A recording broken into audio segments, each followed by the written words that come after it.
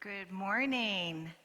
Last week, we learned about Isaac and that his name means laughter.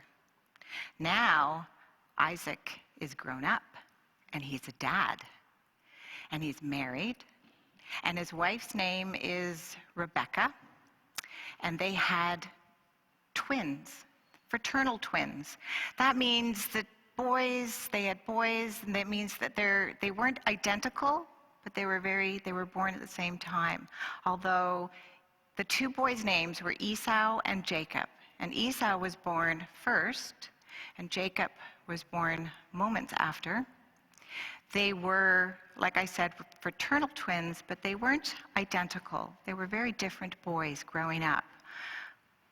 Esau was Isaac's very favorite boy, favorite son, and Jacob was Rebekah's favorite son. And Esau was tricked. He was tricked by his brother and his mother, Rebekah, into giving up his inheritance and the blessing from his father. I wonder why Rebekah helped Jacob. So Esau was very mad. And today's story is about what happened after Esau was tricked.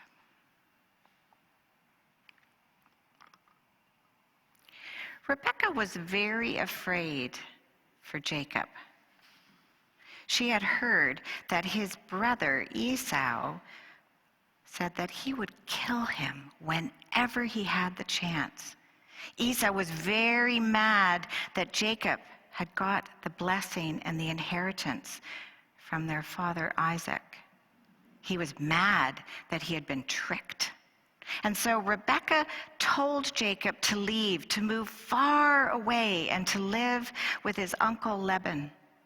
She wanted Jacob to be far away from Esau. She thought maybe if Esau did not see his brother Jacob for a while, that maybe Jacob could return. Maybe the anger would be gone. And so Jacob traveled a long distance. And on the first night, when he got tired, even though he didn't have a tent or a bed, he found a rock that he could use, and he could lay down and go to sleep under the stars in the middle of the desert. And while he was sleeping, he had a dream.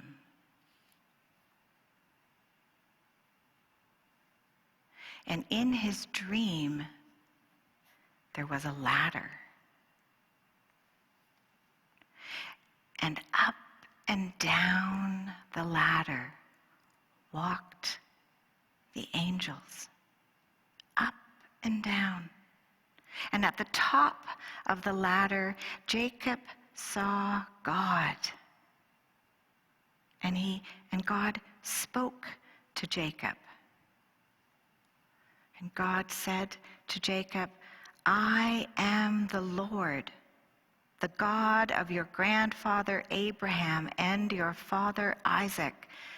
I will give you and your children the land you are lying on.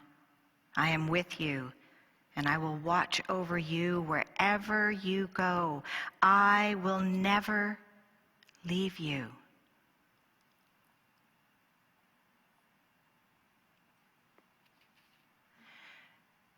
And then Jacob woke up. He woke up and he knew that God was in this place. He knew that he was not alone, that God was with him, and that God had blessed him. And so Jacob took the rock that had been his pillow, and he built an altar to the Lord. And he called this place Bethel, which means house of God. I wonder what it felt like for Jacob to be spoken to in his dream. I wonder, why did he know that it was God? I wonder if Jacob was nervous about leaving his home and his parents and his family and everything he was familiar with. I wonder if he was nervous about going someplace brand new and different. I wonder, how long did Jacob travel in the desert? And now we're going to hear our Bible reading by Jan Heminga.